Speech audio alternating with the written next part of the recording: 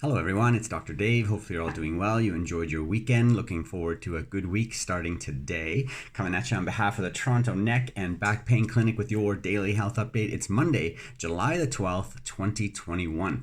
Going to look at 6 areas of health and wellness news and information today. Somewhere around this video, you can read through all 6 of those areas we'll touch on. If you'd like a copy or you have any questions, DM us on social, send us an email here at the clinic, or even give us a call. We'd be happy to help you out.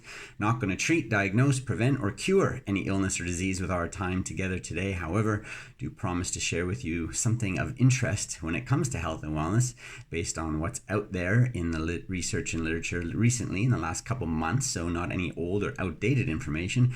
And when you stay tuned in, tapped on, and turned into some good information, it helps support your health and wellness journey. And we want to keep our health at the forefront of our mind each day so that our decisions, thoughts, and actions each day support that healthy outcome or healthy lifestyle that we'd like to have to create those great experiences, right?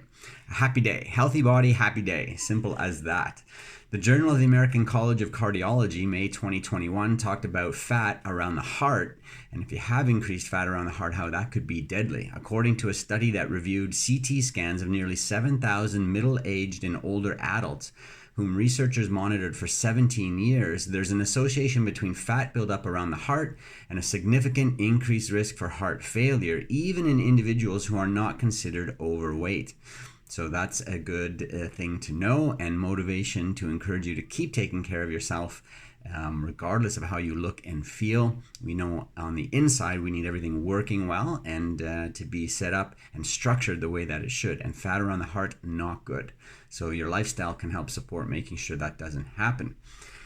The Journal of Cardiovascular Nursing, May 2021, looked at yo-yo dieting and how it may mean sleep issues. A year-long study that included 500 women found that those with a history of yo-yo dieting, losing and regaining 10 pounds, were more likely to experience insomnia, sleep apnea, and other sleep problems.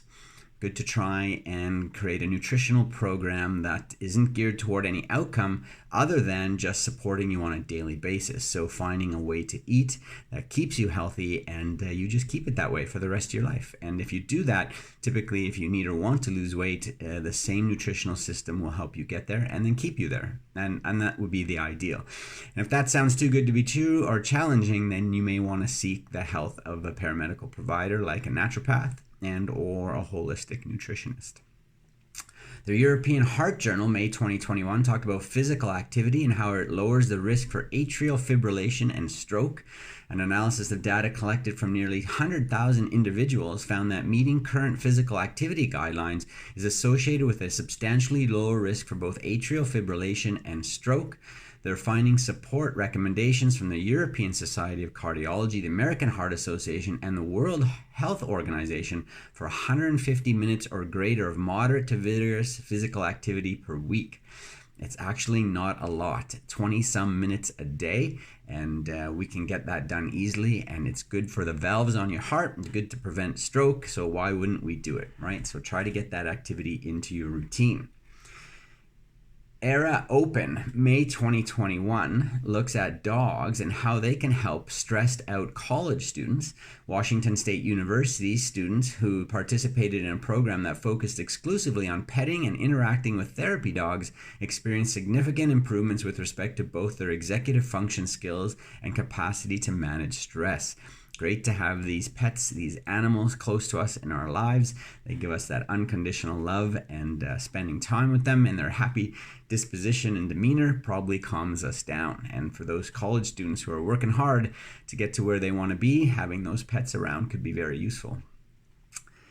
The Journal of American Medical Association, May 2021, looked at colonoscopies and lowering the age at which you might get your initial one from 50 to 45. Due to an increase in adults being diagnosed with colon cancer at younger ages, the United States Prevention Services Task Force now recommends that all adults get their first colonoscopy at age 45 instead of 50.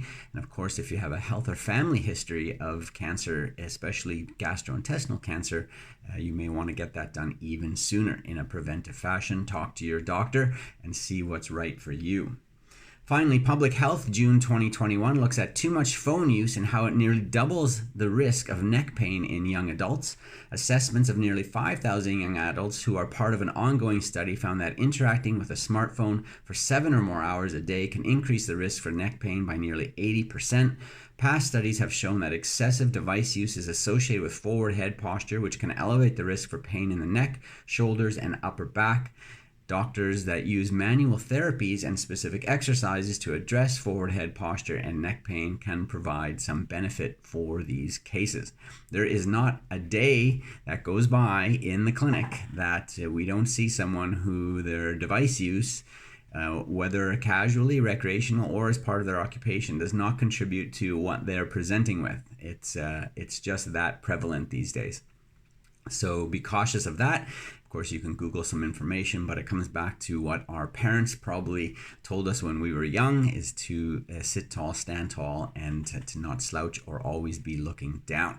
So get those items that you're looking up to eye level, or at least somewhere halfway, and use your eyes to look at them instead of your neck as best you can. You don't need to be perfect. You don't need to stay that way all day, but we're not staying good enough long enough, and it is contributing to some health problems. So be cautious of that. And if you'd like any help in that regard, reach out. We're certainly able to do so for you and with you. All right, enjoy your Monday. Have a great start to the week. It's going to be a good one, I promise you, especially if you focus on taking care of yourself and those around you. Life is just so much better when things are going well with our health and wellness. So I wish you the best with that, and I look forward to chatting with you tomorrow, the next daily health update. Until then, stay well. Talk soon.